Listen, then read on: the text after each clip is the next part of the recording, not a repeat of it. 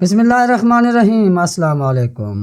آج کی ویڈیو میں آپ کو بتائیں گے کہ بھارت نے پاکستان پر کیا الزامات لگائے ہیں اور ان کا جواب پاکستان کی طرف سے کس نے دیا۔ جس نوجوان نے ان الزامات کا بھرپور جواب دیا، اس ویڈیو میں ہم آپ کو پاکستان کے اس نوجوان مندوب سے مکمل تعارف کروائیں گے اور یہ بھی کہ اس نے کس طرح بھارتی پراپیگنڈے کو بہادری اور جرأت مندانہ طریقے سے بے نقاب کیا۔ اس لیے اس ویڈیو کو آخر تک دیکھیے۔ مگر اس سے پہلے ہم آپ کو یہ بتا دیں، مزید ڈسکس کرنے سے پہلے فیکٹس پلس ٹی وی کو سبسکرائب کر کے بیل کا نشان دبانا مت بھولیں۔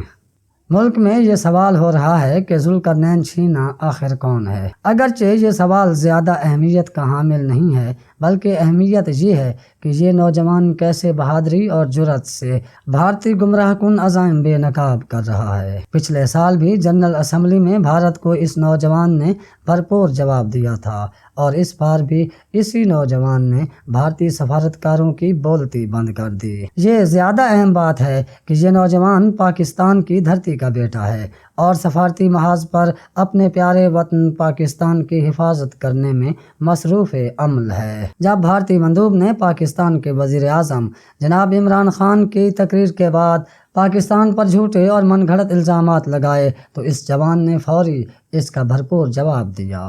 اس نوجوان نے جواب دیتے ہوئے یہ کہہ دیا کہ بھارتی سفارتکار اس کے جواب سے پہلے بھاگ نہ جائے، جیسا کہ انہوں نے وزیر اعظم پاکستان کی تقریر کے وقت کیا، اور اپنی نظریں مستقل اس چیئر پر رکھیں کہ کہیں بزدل مخالف سفارتکار بھاگ تو نہیں رہا، اور یہ جواب دیا کہ جس طرح RSS والا بھارت جھوٹ بولتا ہے اور پھر نازیوں کے نقش قدم پر چلتا ہے، نازی بھی مانیں گے کہ ان کی روح اس RSS زدہ بھارتی حکومت میں آ گئی ہے۔ اس نے کہا کہ بھارت نے کشمیر پر ناجائز قبضہ کر رکھا ہے اور کسی طرح بھی یہ بھارت کا حصہ نہیں ہے۔ اس کے علاوہ بھارت دنیا کا واحد ملک ہے جس کے اپنے تمام ہمسایوں سے تعلقات خراب ہیں، اور بھارت نے اپنے تمام ہمسایوں میں اسٹیٹ سپانسرڈ دہشت گردی جاری رکھی ہوئی ہے۔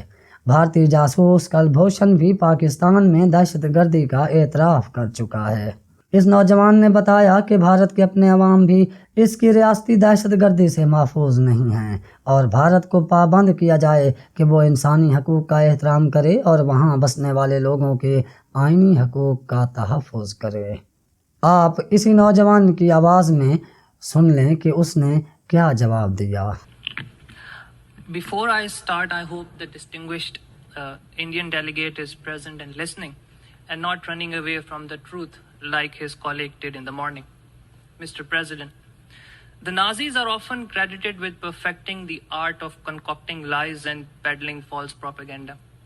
But listening to the Indian representative today, even the Nazis would acknowledge that the mantle has now shifted to their BJP RSS acolytes. The Indian right of reply was another shameful attempt to deflect attention from the real issues. India, however, will not be able to escape accountability for its crimes. In his statement today, the Prime Minister of Pakistan shed a spotlight on Mr. Modi's India, which is defined by its oppressive and brutal occupation of the land and resources of Jammu and Kashmir, the egregious human rights violations of the Kashmiri people, the deliberate promotion of the supremacist Hindutva ideology to suppress and marginalize India's minority communities, including millions of Muslims, the expansionist Indian designs against Pakistan and all other neighbors of India, and the avowed aim of New Delhi to act as a regional bully. These are all objective realities, Mr. President, not partisan facts.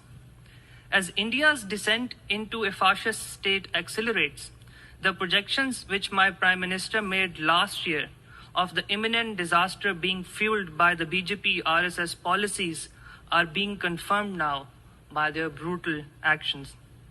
We need to look no further than Shaheen Bagh, a Muslim-majority neighborhood of Delhi.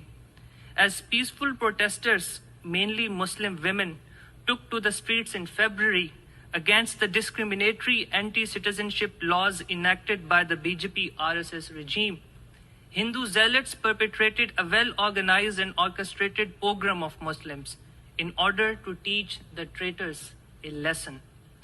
Countless Muslims were killed. یہ سفارتکار کون ہے؟